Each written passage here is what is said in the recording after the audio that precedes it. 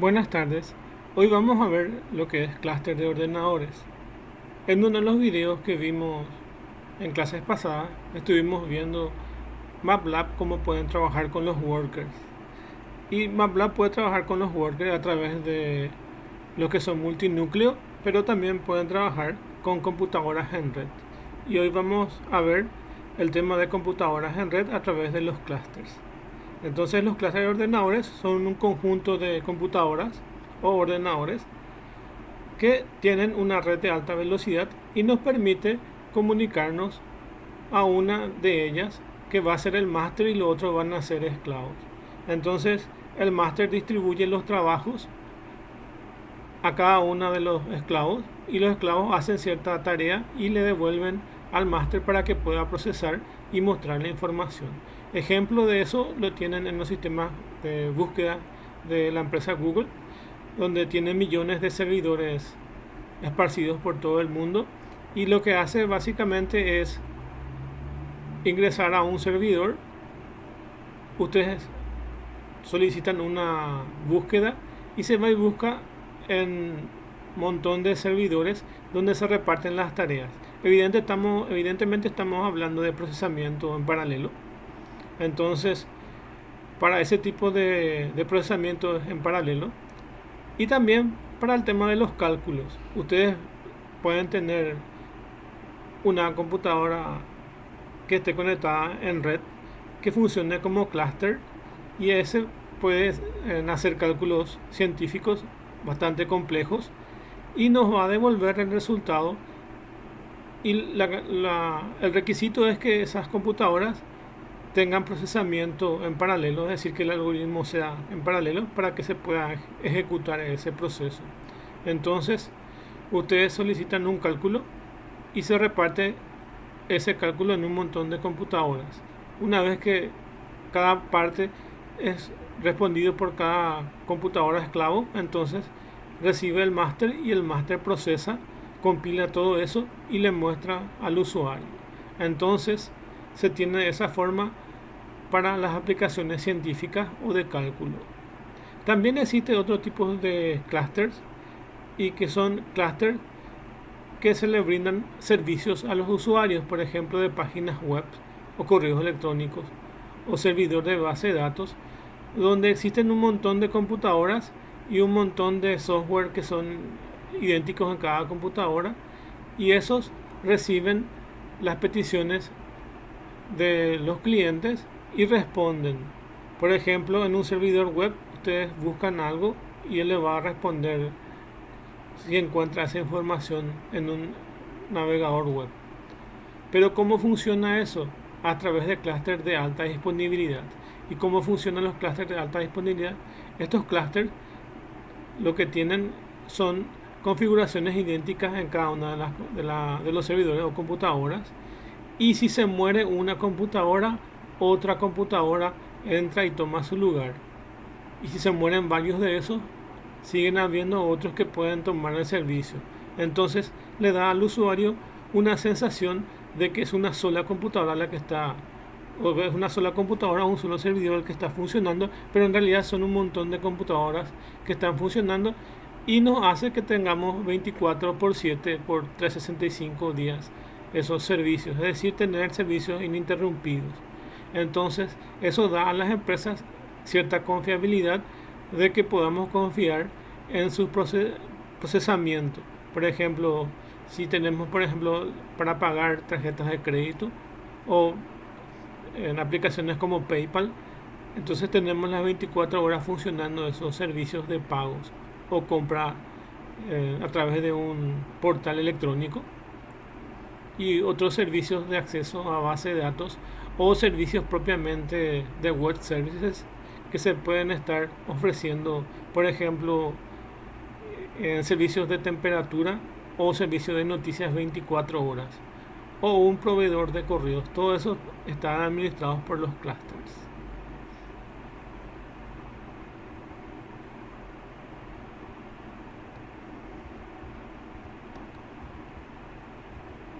Entonces, ¿qué es un clúster?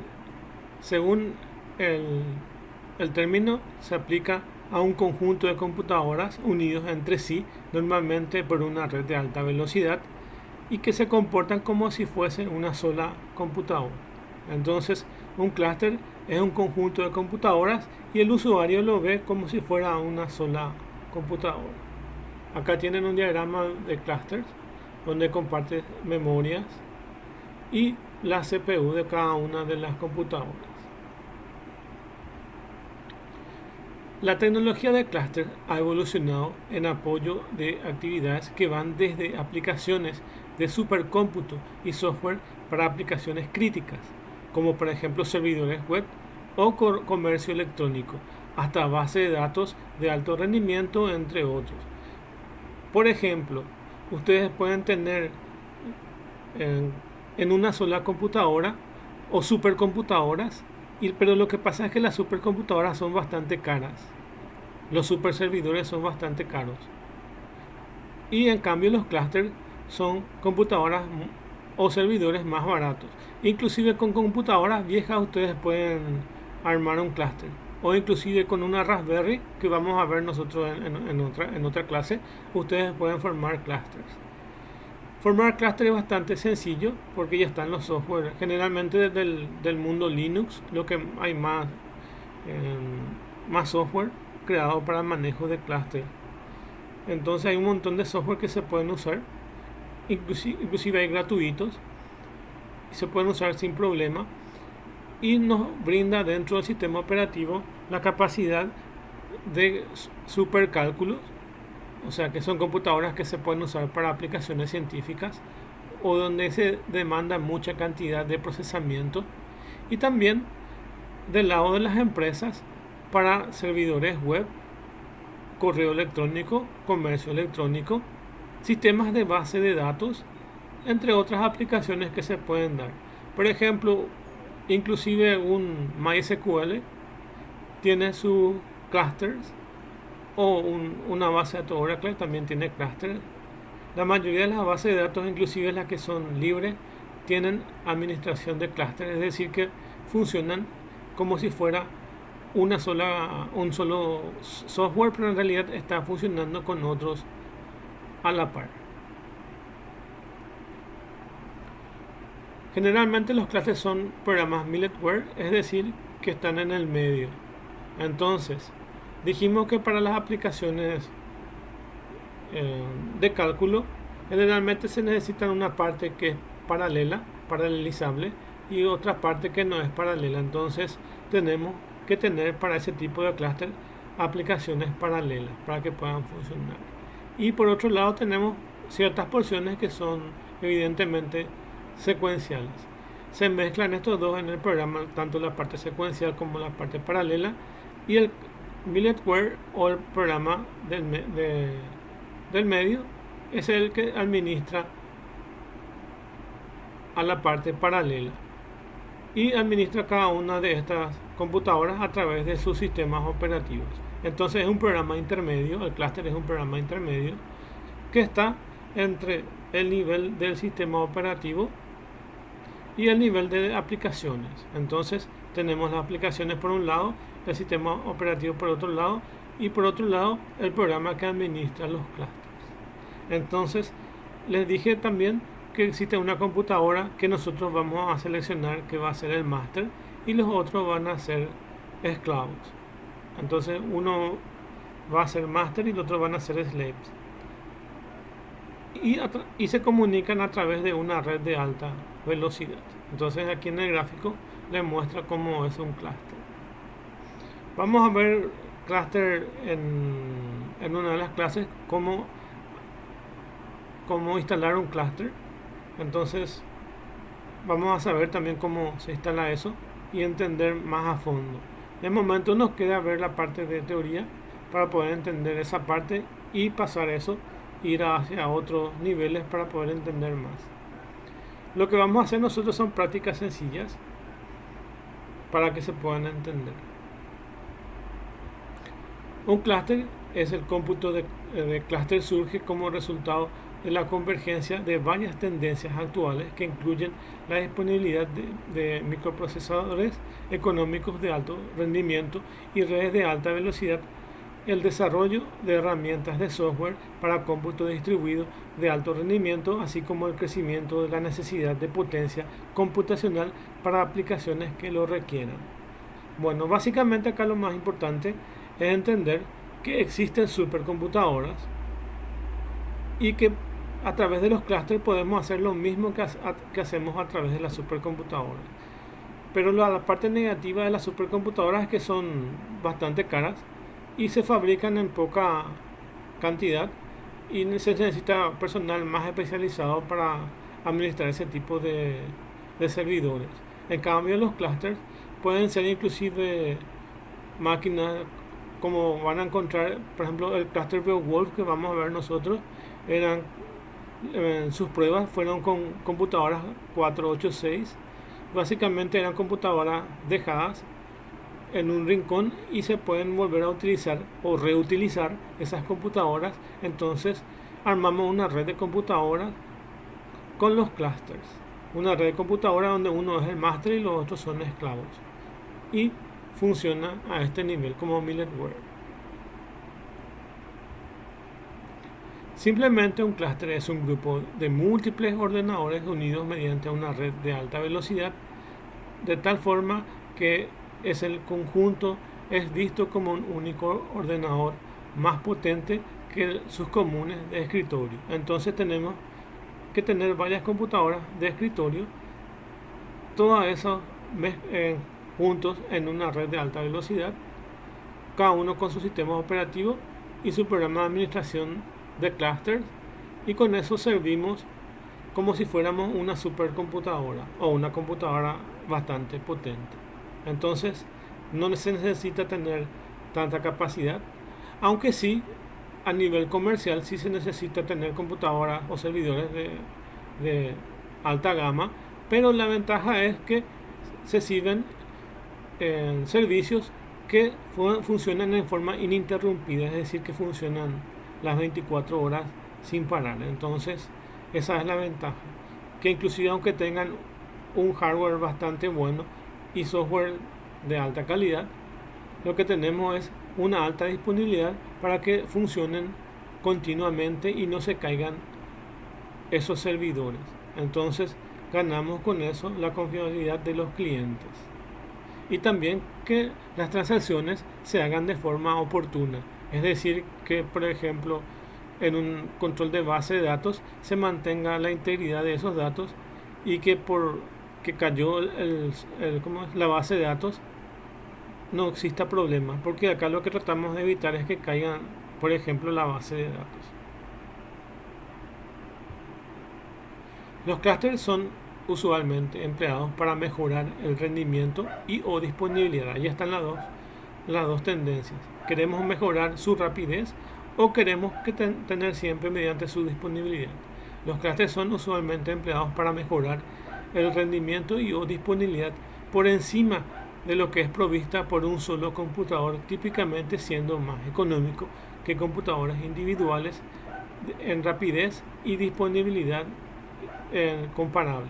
Entonces, los clústeres son usualmente empleados para mejorar el rendimiento y o disponibilidad por encima de lo que es previsto por un solo computador, típicamente siendo más económico que los computadores individuales en rapidez y disponibilidad comparables. Entonces eso es lo que se logra con un clúster, tanto tener un gran poder de cálculo como tener disponibilidad siempre de esos servicios o aplicaciones que nosotros necesitamos. Por ejemplo, ustedes usan Google o usan un Gmail o un Hotmail o abren un programa en la nube. Por ejemplo, pueden abrir una hoja de cálculo o un programa de presentaciones, y esos servicios están en la nube y siempre funcionan, no paran de estar activos, o un servidor web. Entonces todos esos son servicios que se ofrecen a los clientes. ¿Qué es lo que se espera de un clúster? De un clúster se espera que presente combinaciones de los siguientes servicios: que tenga un alto rendimiento, que tenga una alta disponibilidad, que mantenga un balanceo de cargas y una escalabilidad. Alto rendimiento es el poder de cálculo que estábamos diciendo que mediante varias computadoras ganamos en poder de cálculo siempre y cuando tengamos el poder de que sean paralelos, del poder de cálculo paralelo. Tenemos alta disponibilidad para que los servicios no se caigan, no se caiga la base de datos, no se caiga la computadora y todos los servicios que tiene esa computadora. Que maneje un balanceo de cargas, es decir, que exista un software que pueda administrar a cada uno de los esclavos. Como dijimos, había una computadora que es master. Dentro del master va a estar cargado un programa de balanceo de cargas y lo que va a hacer es distribuir a cada computadora cierta parte del procesamiento y va a administrar que una computadora no esté ociosa y otra es la que esté trabajando. Entonces va a tratar de distribuir en forma más equilibrada y equitativa la carga de los trabajos que se da a cada computadora. Evidentemente hay que tener en cuenta ciertas características.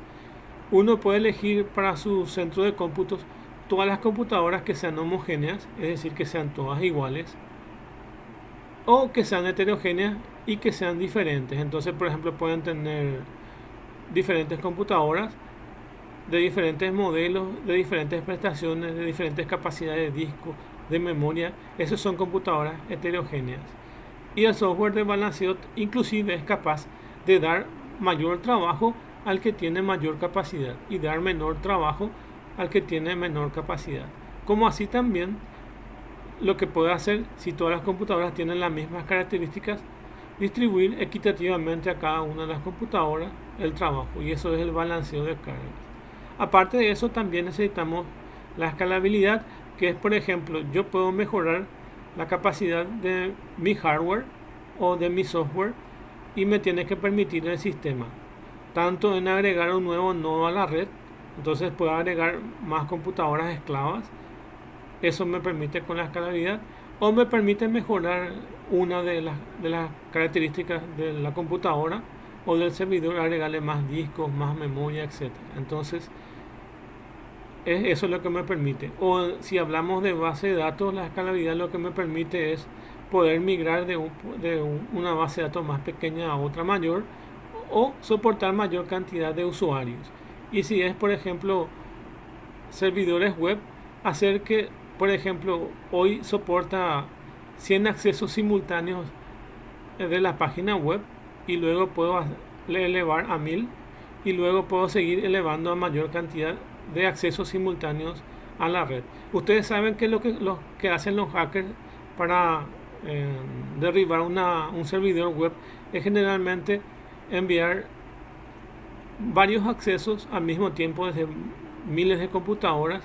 Entonces bombardean a un servidor y hacen que caiga ese servidor. Entonces lo que tenemos que cuidar es eso, que los hackers no nos hagan el bombardeo y nos echen nuestro servidor web. Y también lo que tenemos que cuidar es que inclusive si nuestra empresa es pequeña podemos tener un pequeño servidor web, pero nuestra empresa puede seguir creciendo y convertirse en una empresa grande, y entonces tendremos que cambiar y escalar a un servidor web y más potente que nos permita también aumentar nuestra capacidad de hardware y de servidores. Vamos a ver cada uno de esos en un momento. La construcción de los ordenadores del clúster es muy fácil y económica debido a su flexibilidad. Pueden tener todas las mismas configuraciones de hardware y sistema operativo, clúster homogéneo, diferentes rendimientos pero con arquitectura y sistemas operativos similares, clúster semi-homogéneo, o tener diferentes hardware y sistemas operativos diferentes, que son los clústeres heterogéneos, lo que hace más fácil y económica su construcción. Entonces yo puedo mezclar una distribución de Linux con otra distribución de Linux, o por ejemplo un servidor de Windows, un Windows Server, todos mezclados con diferentes sistemas operativos, que es un clúster heterogéneo. O mejor, de ser mejor posible, tener las mismas características de hardware y las mismas características de software y hacer que los clústeres sean homogéneo, que es lo más ideal. Para que un clúster funcione como tal, no basta solo con conectar entre sí los computadores, sino que es necesario proveer un sistema de manejo de clúster, el cual se encarga de interactuar con el usuario y los procesos que corren en él para optimizar el funcionamiento. Entonces necesitamos un programa middleware o que está en el medio, que administra tanto las aplicaciones como el sistema operativo. Y para el caso de los clústeres, tenemos un clúster que va a funcionar como master y después varias computadoras que van a funcionar como esclavos. Entonces, la arquitectura en sí de un clúster es de master slave, porque tiene una computadora que nosotros seleccionamos para que sea el master y otros los esclavos. Beneficios de la tecnología de clúster. Las aplicaciones paralelas escalables requieren buen rendimiento, baja latencia de comunicaciones, que dispongan de gran ancho de banda, redes escalables, acceso rápido a archivos. Un clúster puede satisfacer estos requisitos usando los recursos que tienes asociado a él.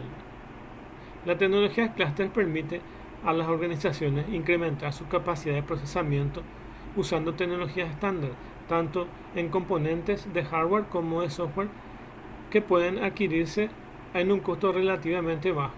Yo, usuario o alguna empresa pequeña, puede utilizar sus viejas computadoras para hacer un clúster, entonces tenemos costos relativamente bajos. Una universidad puede generar también, tener varias computadoras y hacer su propio clúster, tanto para el procesamiento de cálculo, si es que requiere mucho de cálculo, o si requiere de alta disponibilidad, de igual forma se puede hacer.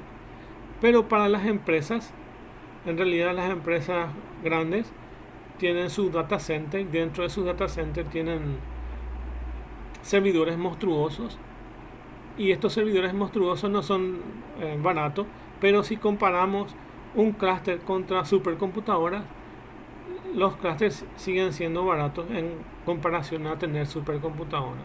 De hecho, en Paraguay no tenemos supercomputadoras, pero sí tenemos clústeres que están ofrecidas por algunas empresas que hacen el servicio de alta disponibilidad.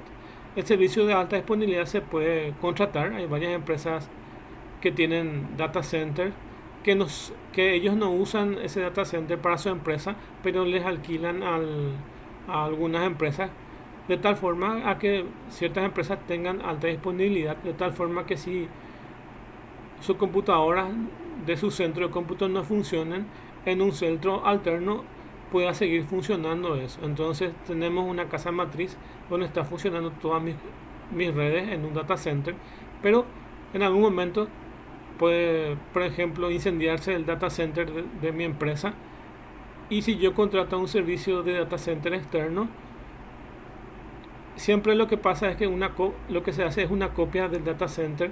Si yo tengo dos data centers y tengo servicios de alta disponibilidad con clúster, son copias de uno con otro, entonces son casi igual, casi idénticos. Tanto en hardware, software, la base de datos y los software son idénticos. Y también los datos.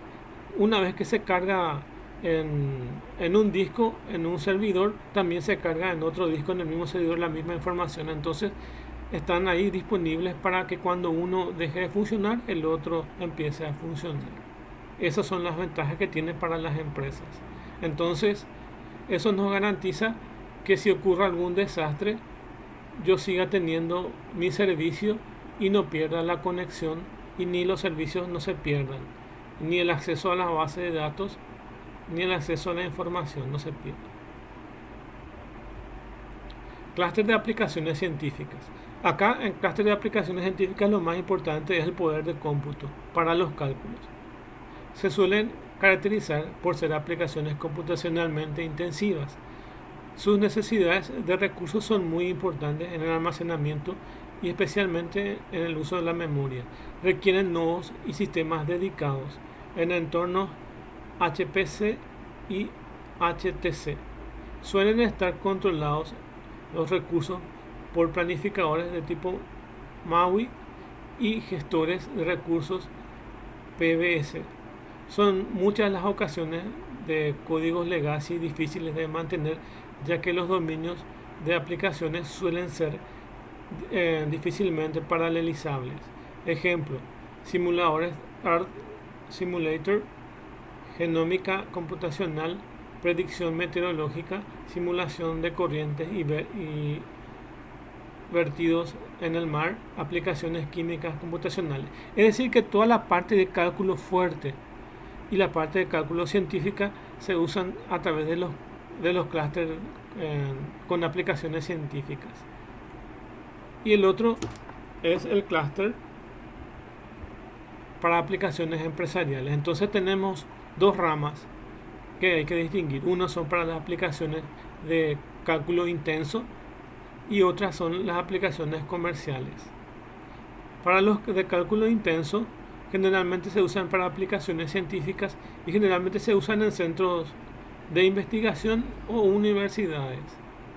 Y para los clústeres de aplicaciones empresariales, generalmente se usan en la mayoría de las empresas. Por ejemplo, empresas financieras que necesitan tener alta disponibilidad. Por ejemplo, para que las tarjetas de crédito y débito puedan funcionar las 24 horas cuando uno hace una transacción, como así también los sitios web de comercio electrónico. Eso tiene que estar disponible en todo el tiempo para que se puedan hacer las transacciones. De lo que es con respecto a las aplicaciones empresariales, suelen ser aplicaciones no especialmente intensivas en computacionalmente hablando, pero que demandan alta disponibilidad y respuesta inmediata, es decir, que tiene que ser bastante rápido, con lo que los servicios se están ejecutando continuamente y no controlados por un sistema de colas. Es usual que un sistema provea varios servicios. Una primera aproximación para realizar una distribución de trabajo es separar los servicios. Ejemplo: un servidor web con base de datos en un nodo, en un servidor, el contenedor de la parte de Java, por ejemplo, y otro del servidor de páginas web en el otro, constituyen un claro ejemplo de una distribución del ámbito empresarial.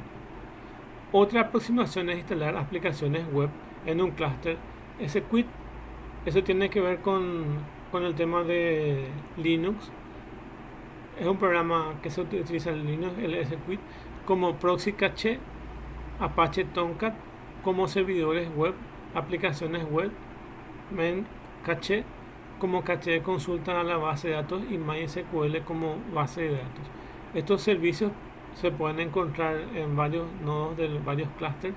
Ejemplos de los que usan estos sistemas de clústeres empresariales es la empresa Flip, Wikipedia y Google, por ejemplo.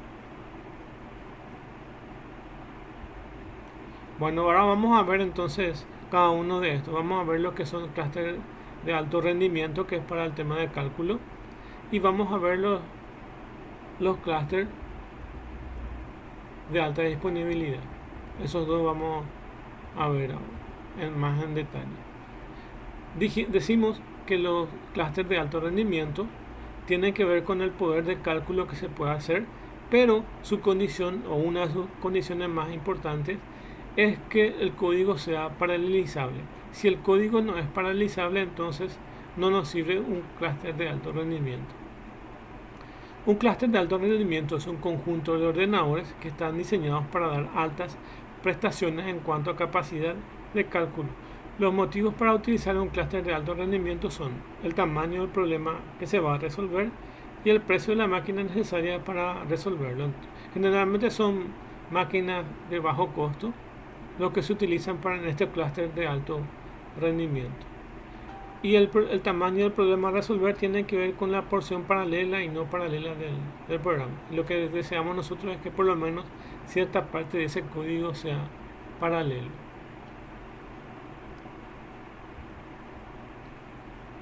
Por medio de un clúster se pueden conseguir capacidades de cálculo superiores a las de un ordenador más caro que los costos en conjunto de los ordenadores del clúster. Es decir, que una solución teniendo un conjunto de computadoras como un clúster es mucho más barato que tener una supercomputadora.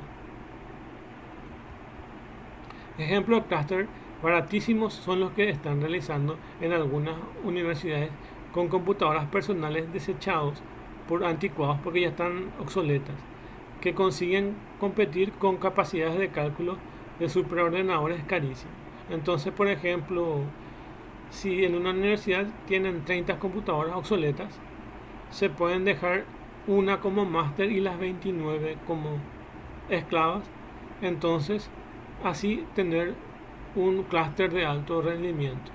Y todas estas computadoras van a funcionar como si fuera una sola computadora y van a tener un poder de cálculo bastante alto. Entonces, nos conviene más, en vez de comprar una supercomputadora, reutilizar las computadoras que ya no se utilizan en este caso dentro de la universidad, y poder hacer con ello un clúster.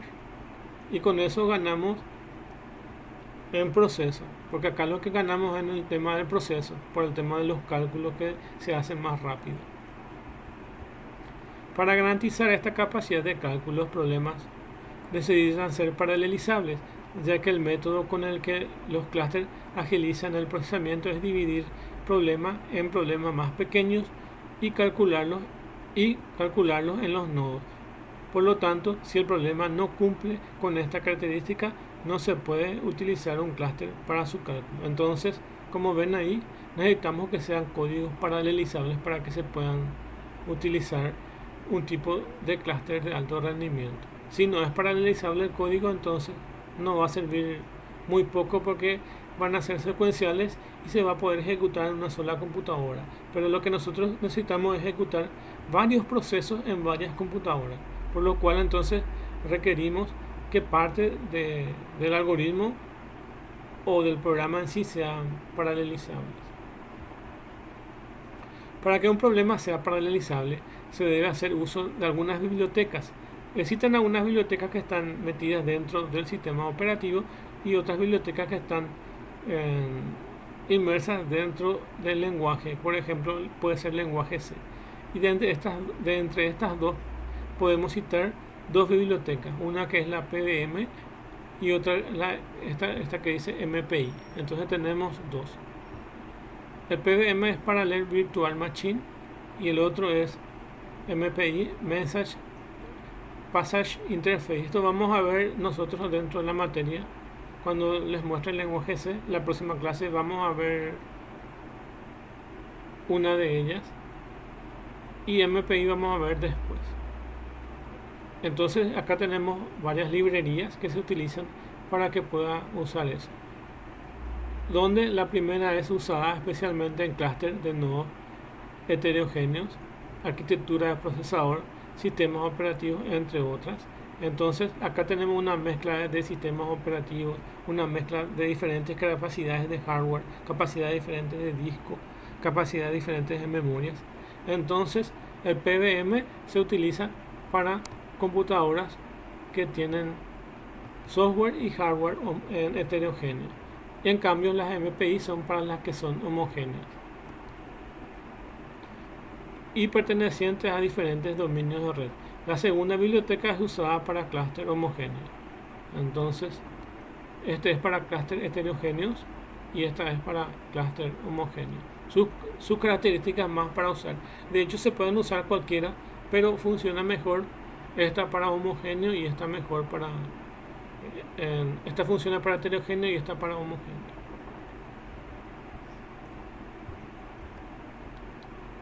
Un tipo de clúster puede ser, por ejemplo, uno de ellos. Vamos a conocer varios de ellos. Uno de ellos es el que se llama Oscar. En español es así, ¿verdad? Es un tipo de software para realizar clúster de high performance. Es Oscar Open Source Cluster Application Resource y está distribuido bajo licencia GPL. Este software trabaja sobre un sistema operativo Linux. Entonces, este está bajo una licencia que nosotros podemos utilizar en forma gratuita y pueden instalar este clúster. Pero también pueden tener el clúster en otros sistemas operativos. Por ejemplo, en Windows se puede utilizar este que se llama WCC, que es Windows Computer Cluster. Entonces, se pueden utilizar en varios sistemas operativos diferentes modelos o software que son los que existen. Nosotros vamos a ver algunos. Ahora ya citamos uno, les voy a mostrar después otros clústeres. Entonces, Oscar es un clúster de alto rendimiento. También vamos a ver otro clúster de alto rendimiento que se llama ABC Linux, y ese ABC Linux es el que vamos a instalar en una de las clases. Les voy a mostrar para cómo es el proceso de instalación de eso. Es bastante simple, pero es importante que les muestre en la materia cómo se instala un clúster. Un clúster de alta disponibilidad. Ahora vamos a ver los clústeres que nos proveen la capacidad de que si una computadora no funciona, otro entre su reemplazo. Y ahí también funciona el tema de máster y esclavo. Entonces, uno está funcionando como máster y el otro está funcionando como esclavo. Pero en cada momento, tanto el máster como el esclavo tienen las mismas características, y cuando se graba información en una, también automáticamente se guarda como disco espejo en la otra. Entonces se mantiene la misma información, solamente que una de las computadoras es la que está administrando todos los servicios.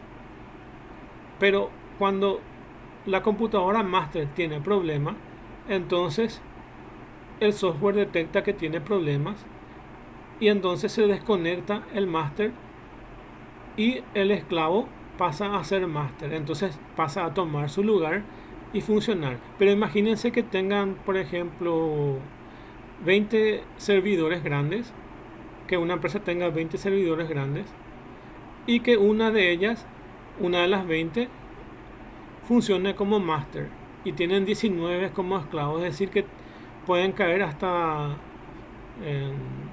19 servidores, igual va a seguir funcionando el servicio. Por ejemplo, atender páginas web o atender correos electrónicos o una base de datos. Entonces, si por ejemplo tienen una base de datos y ustedes están haciendo consultas a esas bases de datos, ustedes están generando esas consultas, caen 19 de ellas, pero una igual va a seguir funcionando y le va a poder seguir brindando servicio a los clientes que solicitan esa información. Esa es la ventaja de tener los clústeres de alta disponibilidad.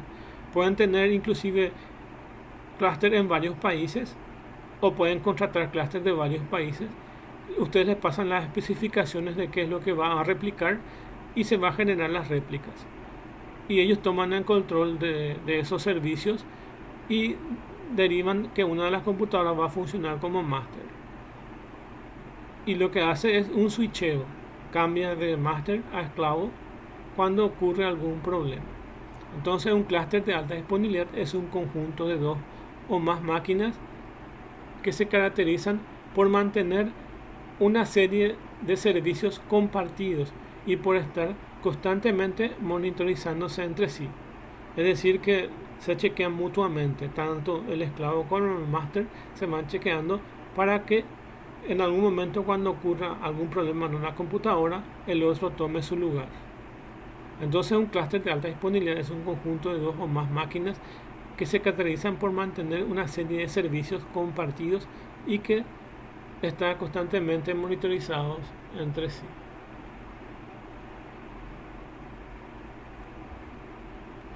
Podemos dividirlos en dos clases.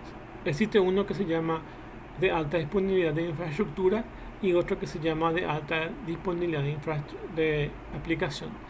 El de alta disponibilidad de infraestructura lo que hace es monitorizar el hardware. Cuando uno de los hardware empieza a tener problemas, entonces automáticamente otro hardware con otro sistema operativo toma su lugar. Que en el caso de la alta disponibilidad de aplicación controla tanto el hardware como el software, y si el software tiene problemas, entonces deja de funcionar ese servidor y otro toma su lugar.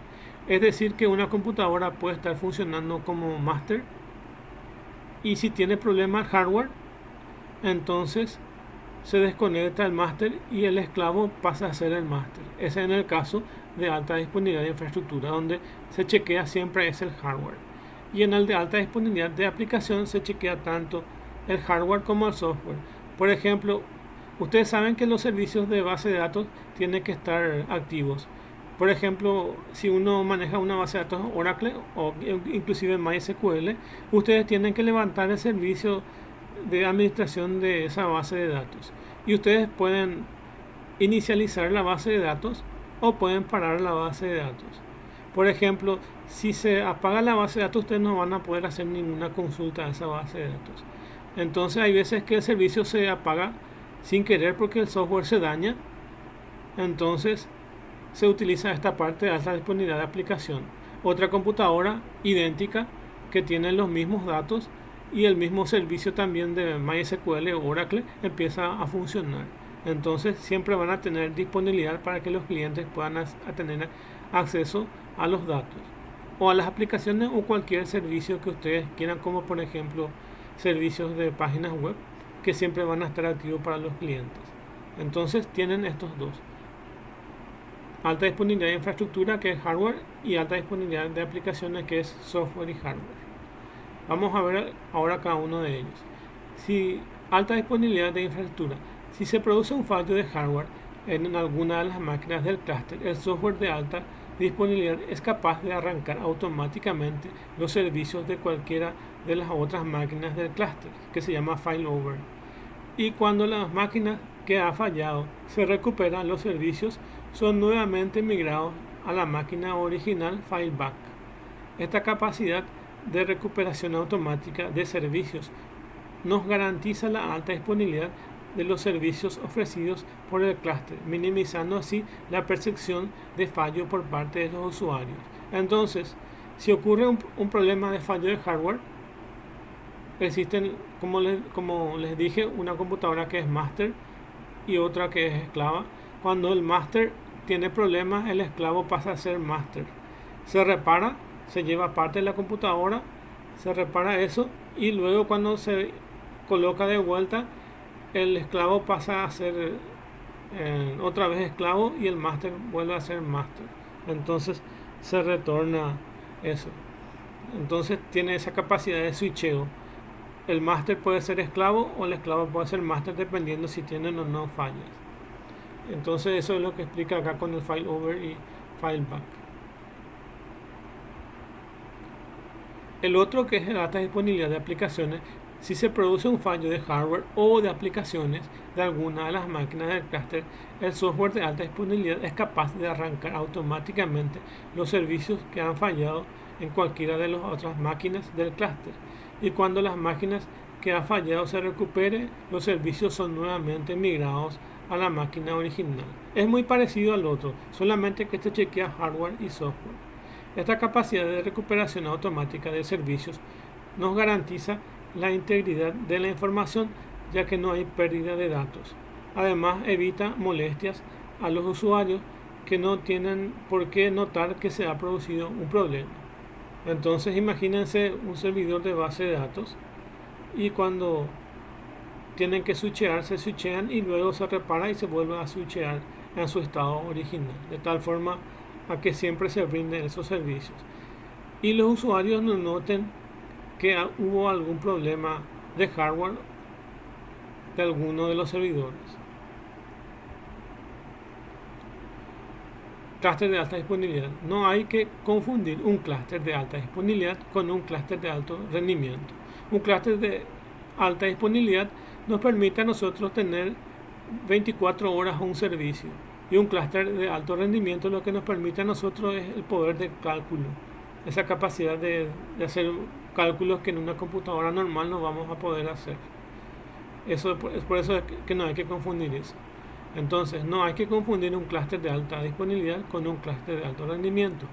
El segundo es una configuración de equipo diseñado para proporcionar capacidades de cálculo mucho mayores a las que proporcionan los equipos individuales. Véase por ejemplo un sistema de clúster de tipo Beowulf, que vamos a ver en alguna de las clases. Beowulf, que vamos a ver en alguna de las clases. Mientras que el primer tipo de clúster está diseñado para garantizar el funcionamiento ininterrumpido de ciertas aplicaciones. Bueno, ahora vamos a ver lo que es balanceo de cargas. Dijimos lo que es el balanceo de cargas. Dijimos que se tiene que tener en forma equitativa entre todas las computadoras que son los esclavos. Supóngase que tengamos un máster y varios esclavos. y ahora yo voy a dar trabajo a cada uno de los esclavos. Yo tengo que dar de una forma tan equitativa que todas las computadoras que son esclavas estén trabajando y estén haciendo cálculos. Que una no quede ociosa o que una se recargue con mucho trabajo. Entonces el programa de balanceo de cargas está verificando que los cálculos sean equitativos, que los trabajos o las tareas que se les da a cada computadora sea equitativa. Eso es mucho más fácil para un hardware que sea homogéneo, porque todas las características de hardware y de software son idénticas. Entonces tenemos la misma capacidad de disco, la misma capacidad de memoria, la misma capacidad en toda la computadora y los mismos software instalados. Entonces el balanceo de cargas para un sistema homogéneo es mucho más sencillo. Pero de igual forma cuando es heterogéneo, es decir, cuando yo tenga una supercomputadora, un super servidor y otra que es más viejita y que ya es obsoleta, igual el balanceador de carga va a ser capaz de darle mayor trabajo al que tiene mayor capacidad y darle menor trabajo al que tiene menor capacidad, es decir, que va a balancear su trabajo.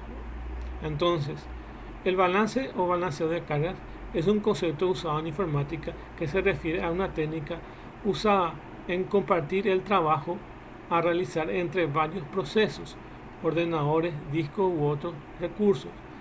Está íntimamente ligado a los sistemas de multiprocesamiento o que hacen uso de más de una unidad de procesamiento para realizar labores útiles. El balance de cargas se mantiene gracias a un algoritmo que divide de la manera más equitativa posible el trabajo para evitar así los denominados cuellos de botella. Entonces vamos a evitar que algunos de los procesos tarden más y que algunos de los procesos tarden menos. Vamos a darle a cada una de las computadoras que son esclavas los trabajos de forma equitativa. Balance de carga en un servidor web, por ejemplo. Uno de los principales problemas de los mayores sitios web en Internet es cómo gestionar las solicitudes de un gran número de usuarios. Se trata de un problema de escalabilidad que surge con el continuo crecimiento del número de usuarios activos en el sistema. Lo que quiere decir eso es que lo que pasa con el tiempo es que una empresa es pequeña, entonces mi servidor es pequeño. Al ser pequeño, yo voy a manejar pocas solicitudes de acceso a mi servidor web. Pero si mi empresa va creciendo, más usuarios van a estar ingresando en mi portal web y va a llegar un momento que eso va a colapsar si yo no hago algo. Tengo que escalar eso, tengo que ir agregando más servidores para que eso pueda funcionar. O agrego más servidores o compro uno de mayor capacidad. Generalmente lo que puedo hacer es agregar más hardware a un servidor y usualmente agregar más nodos o más esclavos para que funcionen como clusters. Eso es lo que se puede hacer. Este servicio puede brindar tanto con un enrutador o como una computadora de placas de red y software específico. Un ejemplo que da. Hay balanceadores de carga de tipo round robin, uno a uno y por pesos, que son capaces de saber cuál de los nodos está más libre y lanzarle la petición. Entonces hay capacidades que el mismo software sabe cuál de ellos tiene más tiempo ocioso y a veces le da trabajo. El más conocido en el entorno Linux es este que se llama LBS. Sin embargo hay otros como Red Hat Piranha. Piranha es también un balanceador de cargas de una distribución específica y bien conocida de Linux, que es el Red Hat. Y también hay en plataforma Windows. Para la plataforma Windows tenemos el Windows Server, que tiene el ISA Server, que es el Microsoft Internet Security and Acceleration Server. Entonces el ISA Server es el que nos permite a nosotros tener el balanceador de cargas. Pero existen también otros software. Existen software de balanceador de cargas como el WinGate, en donde se suelen añadir dos redes.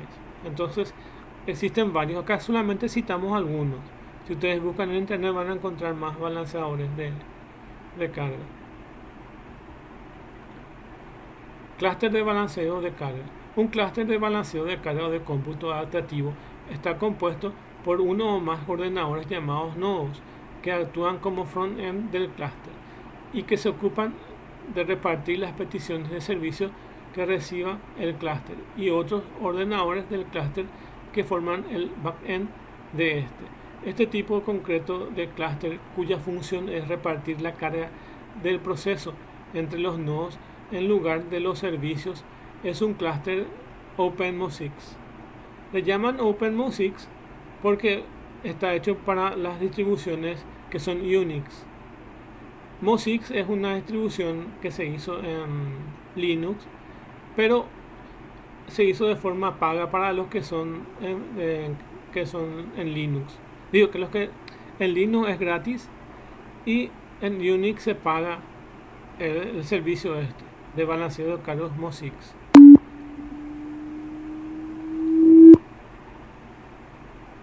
Bueno, entonces tenemos eso. Para trabajo práctico les puse MOSIX y OpenMosix. Si quieren revisar eso, pueden bajar los tutoriales de ese o ver qué hay de eso y hacer sobre el trabajo práctico. Pueden ser OpenMosix o MOSIX, que es un programa de administración de balanceo de carga, entre otras cosas que hace. Las características más destacadas de este tipo de clúster son: se puede ampliar su capacidad fácilmente añadiendo más ordenadores al clúster, y por robustez ante una caída de algunos de los ordenadores del clúster, el servicio se puede ver mermado, pero mientras haya ordenadores en funcionamiento, estos últimos seguirán dando servicio. Entonces, si una de las computadoras falla, los otros siguen funcionando. Bueno, vamos a ver lo que es el tema de la escalabilidad. Con el tema de la escalabilidad, lo que pretendemos es crecer nuestro sistema. Es decir, que si nuestra empresa es pequeña, va aumentando, va creciendo nuestra empresa. Empezamos con un servidor pequeño y luego vamos a necesitar aumentar de tamaño. Lo que se requiere para una empresa es que tanto el software, hardware y los sistemas sean escalables, de tal forma a que no pierda yo mi capacidad actual teniendo que tirar toda la basura, todo mi hardware y mi software, y comprar uno nuevo y armar desde cero. Lo que me tiene que permitir es poder seguir creciendo. Por ejemplo, en el tema de base de datos, ustedes pueden empezar con una base de datos MySQL, y si aumentan la cantidad de información que manejan, pueden pasar a una Oracle. O si es en el tema de servidores, ustedes pueden empezar con un servidor pequeño e ir comprando nuevos componentes e inclusive comprar nuevos servidores, inclusive agregar nuevos nodos a la red, es decir, tener más servidores. Tengo 5 y ahora compro más 5, tengo 10 servidores. Ese es el tema de ser escalable. En general también se podría definir como la capacidad de un sistema informático de cambiar su tamaño y configuración para adaptarse a las circunstancias cambiantes. Por ejemplo, una universidad que establece una red de usuarios por Internet para un edificio de docentes y no solamente quiere que su sistema informático tenga capacidad para acoger a los actuales clientes, que son todos los profesores, sino también a los clientes que puedan tener en el futuro, dado que hay profesores visitantes que requieren de la red por algunas aplicaciones académicas. Para esto es necesario implementar soluciones que permitan el crecimiento de la red sin que la posibilidad de su uso y reutilización disminuya o que pueda cambiar su configuración si es necesario. Es decir, lo que tenemos que hacer es básicamente, yo quiero aumentar capacidad y lo hago de forma transparente, de forma fácil. Eso es lo que se pretende con el tema de escalar. La escalabilidad como propiedad de los sistemas es generalmente difícil de definir. En particular, es necesario definir los requisitos específicos para la escalabilidad de esas dimensiones donde se crea que sean importantes. En una edición altamente significativa en sistemas electrónicos, bases de datos, ruteadores y redes, por ejemplo, a un sistema cuyo rendimiento es mejorado después de haberle añadido más capacidades al hardware, proporcionándose la capacidad añadida, se dice que pasa a ser un sistema escalable. Es decir, que yo puedo escalar tanto en software como en hardware. La escalabilidad puede medirse de diferentes formas. Uno puede medirse la escalabilidad en carga. Un sistema distribuido nos hace fácil al ampliar y reducir sus recursos para acomodar a conveniencia cargas más pesadas y más ligeras según se requiera. Entonces, primero tenemos la escalabilidad en cargas. La otra es la escalabilidad geográfica. Un sistema geográficamente escalable es aquel que mantiene su utilidad y usabilidad sin importar qué tan lejos estén sus usuarios y recursos. Esta escalabilidad geográfica es la que manejan, por ejemplo, Facebook y las redes sociales, o sea, en general todas las redes sociales, y los sistemas de búsqueda como por ejemplo Google, donde tienen varios servidores repartidos en varios lugares del mundo. Entonces generan una escalabilidad geográfica. Pueden tener algunos servidores en Brasil, otros en Chile, y así van aumentando sus servidores en diferentes puntos geográficamente. La escalabilidad administrativa: no importa que tantas diferentes organizaciones necesiten compartir un solo sistema distribuido, debe ser fácil de usar y manejar. Entonces, lo que buscamos es que los sistemas escalables sean fáciles de usar y fáciles de manejar. Es decir, que no generen ninguna complicación al añadir nuevo hardware ni al añadir nuevo software o al añadir nuevos nodos o varios servidores. Tiene que ser de forma transparente. Ejemplos: por ejemplo, un sistema de procesamiento de transacciones en línea o un sistema administrador de base de datos escalable pueden ser actualizados para poder procesar más transacciones, añadiendo por medio de un nuevos procesadores, dispositivos y almacenamiento que pueden implementar fácil y transparentemente sin apagarlos. Existen, por ejemplo, racks que tienen discos. Ustedes pueden ver eso. Y generalmente cuando toda una serie de discos no funciona, directamente se cambia en el rack. Entonces son fáciles de intercambiar sin apagar. Generalmente se les llama cambio en caliente, porque nos permiten directamente en la marcha, cuando están funcionando, poder cambiar cierto hardware. Eso es con respecto a la escalabilidad de hardware, y con lo que habla acá de que fácilmente se pueden añadir sin apagar, porque lo que nosotros no tenemos que hacer es apagar ciertas capacidades de hardware. Tienen que seguir funcionando y poder cambiarlos ahí directamente. Especialmente con el tema de discos, eso se ve reflejado. Un protocolo enrutador es considerado escalable con respecto al tamaño de la red. Si el tamaño de la necesaria tabla enrutadora en cada una no crece como una cota superior a 100, es decir, que en realidad si crece mucho el tema de los protocolos de enrutamiento, vamos a necesitar que sean escalables. Por otro lado, una aplicación de software es escalable si al incrementar los procesadores donde se ejecuta, el rendimiento crece proporcionalmente. Por el contrario, una aplicación no es escalable si su rendimiento no escala o crece al incremento de procesadores. Entonces, si yo mejoro mi hardware, es escalable, o si yo mejoro mi software, es escalable. Existen dos tipos de escalabilidad. Una es la que es escalabilidad vertical, y otra es escalabilidad horizontal. La primera, generalmente, esto crece hacia arriba y nos permite mejorar una sola computadora o un solo servidor.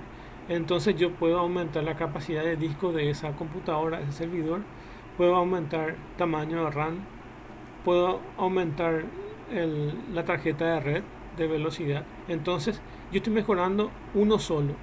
Eso es escalabilidad vertical.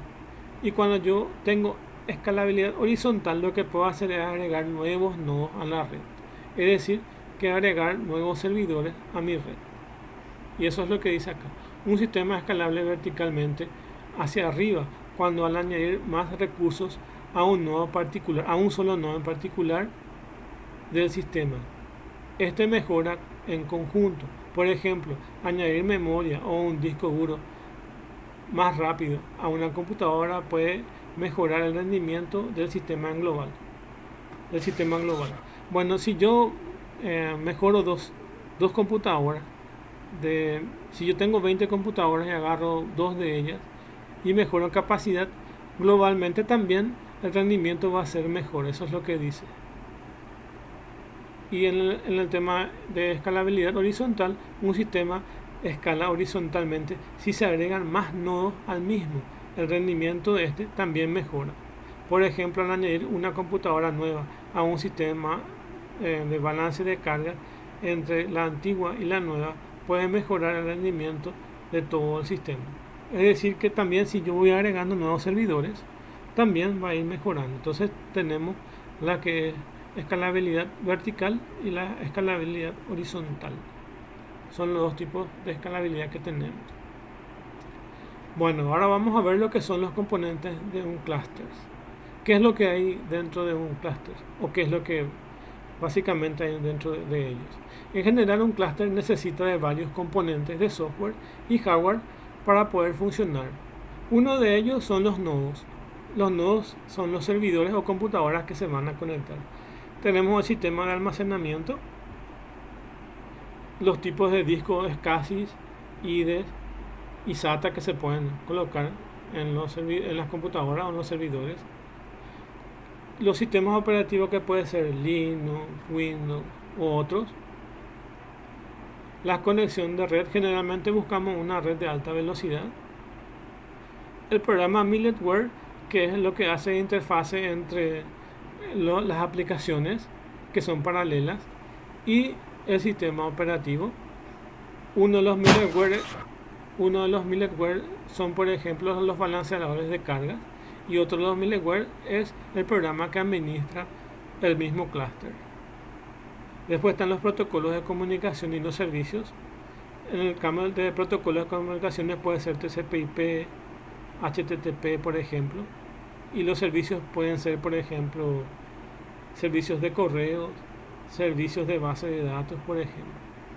Las aplicaciones son las aplicaciones en sí de los que son del cliente, por ejemplo, acceso a la base de datos para control de mercaderías, y un ambiente de programación deseablemente que sean paralelos para poder usar la capacidad de los clústeres. De entre ellos vamos a ver el componente de un sistema operativo, que es lo que a nosotros nos interesa. Un sistema operativo para nuestro caso debe ser de multiproceso y multiusuario. Otras características deseables son la facilidad de uso y el acceso a sus recursos, y puede ser encontrado normalmente en la mayoría de los aparatos electrónicos que tengan sistemas operativos.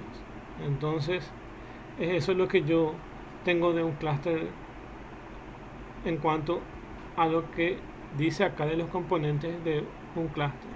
Entonces conocemos lo que es un nodo de almacenamiento, también vemos lo que es sistema operativo, pero lo que le quería mostrar en realidad con sistema operativo son los sistemas operativos que ven acá. Estos sistemas operativos que ven acá son los que soportan clusters. Entonces tenemos cualquier distribución GNU Linux, cualquiera de los Linux. También tenemos el ABC GNU Linux. Tenemos el OpenMosix, uno que se llama ROX. Este otro que ven acá, otro se llama Condor. Algunos que son de Grid también, que figura acá, Sun Grid. Sun es una empresa que tiene un sistema operativo que se llama Sun. Cualquier sistema operativo o los sistemas operativos que son Unix.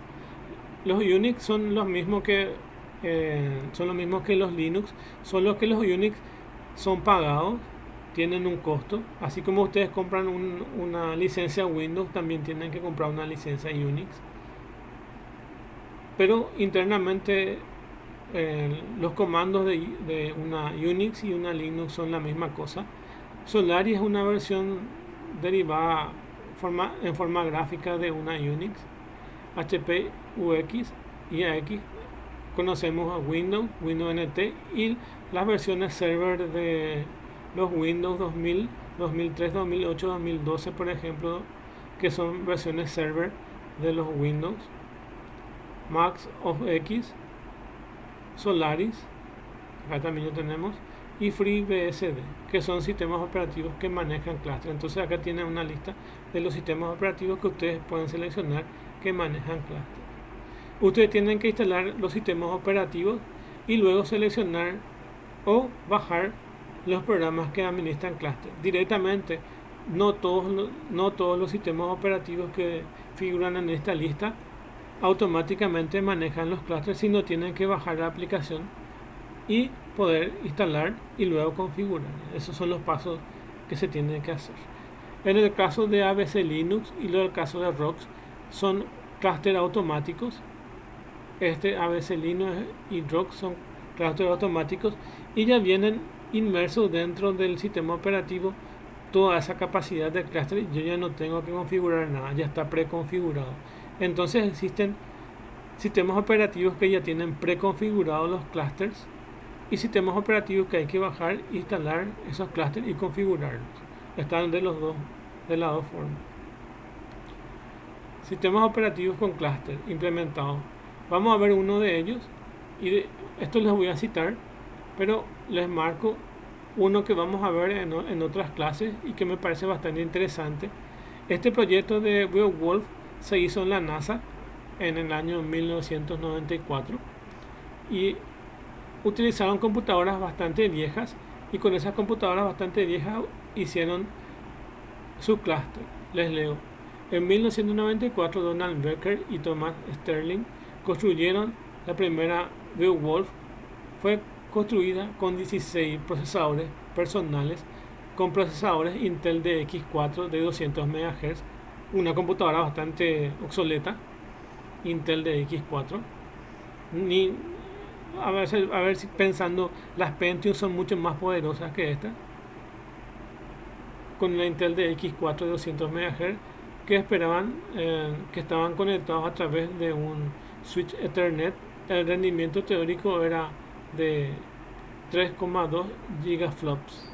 ¿Se acuerdan de MIPS y flops? Entonces, acá ven que se vuelve a usar eso. Entonces, el rendimiento está medido en gigaflops. También necesita un Berkeley Now. Google también tiene su sistema implementado. Hay un clúster que se llama PS2. ¿Cómo? Un clúster que se llama PS2. Otro clúster que se llama Cluster X. También en España se hizo una red de clúster que se llama Red Española de Supercomputación. También existe uno que se llama Thunder, ACQ. Así, por ejemplo, existen varios. De hecho, si buscan en internet van a encontrar más implementaciones de clúster que se hacen. Ni qué decir de las que son de las empresas. Decimos de las que son las empresas porque generalmente son anónimas. Ninguna de las empresas te va a contar que tienen clúster de alta disponibilidad. Pero en sí, la mayoría de las empresas importantes de nuestro país tienen los clústeres de alta disponibilidad. Entonces también son sistemas de clúster implementados.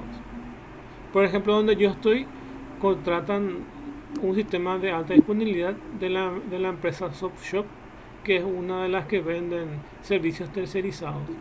Entonces, para que yo les cuente de lo que se usa en mi trabajo. Entonces, también cuando el cliente no sabe que internamente la mayoría de las empresas tienen clúster de alta disponibilidad que contratan o ellos mismos se arman. Pero generalmente lo que suelen hacer las empresas es contratar un servicio tercerizado, porque tener un centro de cómputos y tener que estar atentos por si falla un hardware o falla un software y tener que levantar de vuelta eso es bastante complicado. Entonces muchos prefieren comprar un servicio tercerizado.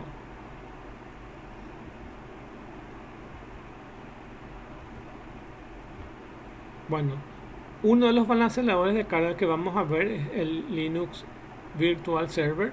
Entonces el LVS, Linux Virtual Server, o puede ser IPVS. Acá figura con un kernel 2.6. Seguramente ya existen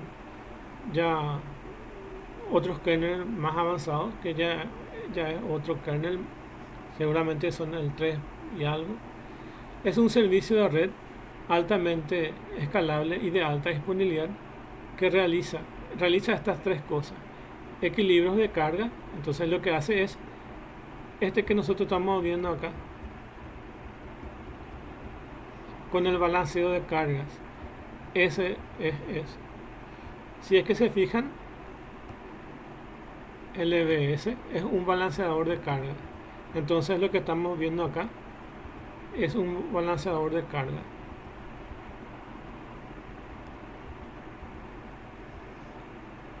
Balanceadores de carga. Linux Virtual Server. Entonces, él lo que hace es un equilibrio de cargas mediante estos tres protocolos de comunicaciones, que es el NAT, tunneling IP y enrutamiento directo.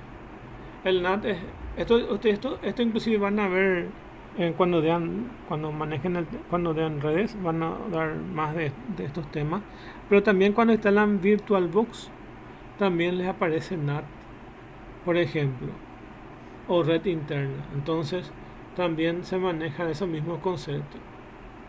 Por ejemplo, NAT es Network Address Translation, y después tenemos el tunneling IP y el enrutamiento directo por medio de nodos maestros que da servicio a las peticiones FTP y HTTP a los nodos del clúster. Entonces tenemos estos balanceadores de cargas para el sistema operativo Linux, que se llama Linux Virtual Server. Este servicio es provisto a nivel de kernel, es decir, que ya está inmerso en el sistema operativo y ha de estar compilado con soporte para LVS y IPVS. Para entender eso vamos a ver estos tres: NAT, tunneling IP y el enrutamiento directo. NAT hace que el clúster funcione con una única IP pública, siendo los paquetes reescritos por el nodo maestro para ocultar los nodos internos.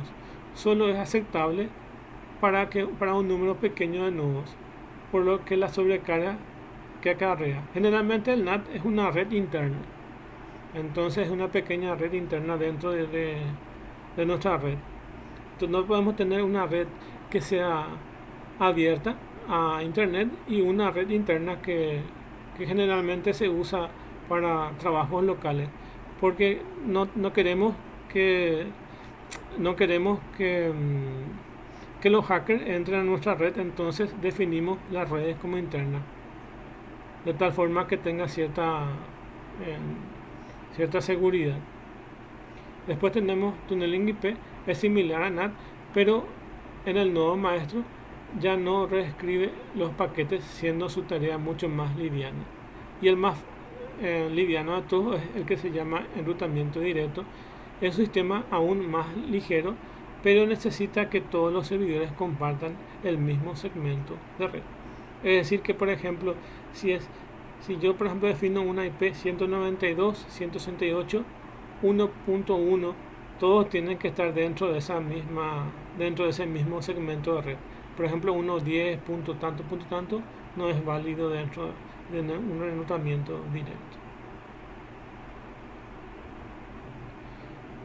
Bueno, por último vamos a mencionar que es el Linux ABC, que vamos a tener la práctica nosotros, pero ya les muestro qué es lo que dice sobre este tipo de clúster. El ABC o GNU Linux es una distribución basada en Ubuntu y está dedicada a crear clúster Beowulf de alto rendimiento.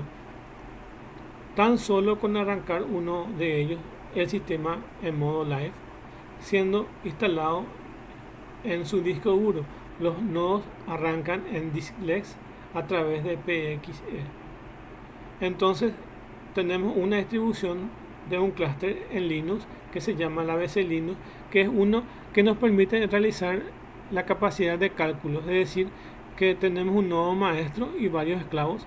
El nodo maestro agarra la porción del código que es paralelizable y manda acá ya no a cada procesador como vimos en clases pasadas, sino envía a cada computadora, que es un esclavo, y envía una porción de código. y cada computadora ejecuta esa porción de código y luego lo devuelve al máster ese resultado, y el máster compila eso y te muestra el resultado. Entonces se usa para cálculo, el ABC Linux. Y tiene su forma de instalar. Uno instalan en el disco y otros automáticamente ustedes definen sin disco. O sea que ustedes pueden tener computadoras acá, una solamente con disco y otras que estén conectadas a la red directamente. Y el PXE lo que hace es buscar buscar y genera un DHCP y le genera un número IP automático a cada computadora y se levanta el sistema operativo básico. Entonces se levantan un máster, el máster está cargado completamente, y en otras computadoras directamente los esclavos, y los esclavos se le van a levantar sin necesidad de tener disco duro, es decir que solamente se va a levantar a través de la red. Entonces funciona así el ABC Linux, aunque también pueden colocarlos con disco y cada uno levantarlos con disco, pero nos permite también levantar los otros en forma live y en forma diskless, como dice acá. Eso vamos a verlo en detalle y le voy a mostrar cómo se arma eso, que es bastante fácil. También existe una distribución ROX. No sé si conocen la distribución de Red Hat. Red Hat y CentOS son muy poderosos en cuestiones a procesamiento y se usa mucho en los servidores grandes. Red Hat es una distribución Linux, como CentOS es también otra distribución Linux. Si ustedes, por ejemplo, ven, yo al menos quiero pensarlo de esta forma. Yo digo que existen dos ramas bastante diferenciadas de distribuciones de Linux. Unas que tienen que ver con que son de Fedora, Debian, Ubuntu, que tienen ciertas formas de poder configurarse. Y los comandos que usan esas distribuciones de Linux son muy parecidas. Entonces, si yo uso una Debian, puedo usar una Ubuntu y puedo utilizar los mismos comandos sin problema. Entonces, esa es una de las ramas. Y la otra de las ramas es la de Red Hat, que tiene una forma bastante diferente de configurarse y son más difíciles de poder entender, pero son las que muchas veces se utilizan en las empresas. Entonces la otra rama es la que viene de Red Hat y CentOS. Red Hat fue la primera en crearse y luego se creó CentOS, que es una variación de Red Hat, pero los dos son sistemas operativos Linux para redes. Entonces una de las ramas es Fedora,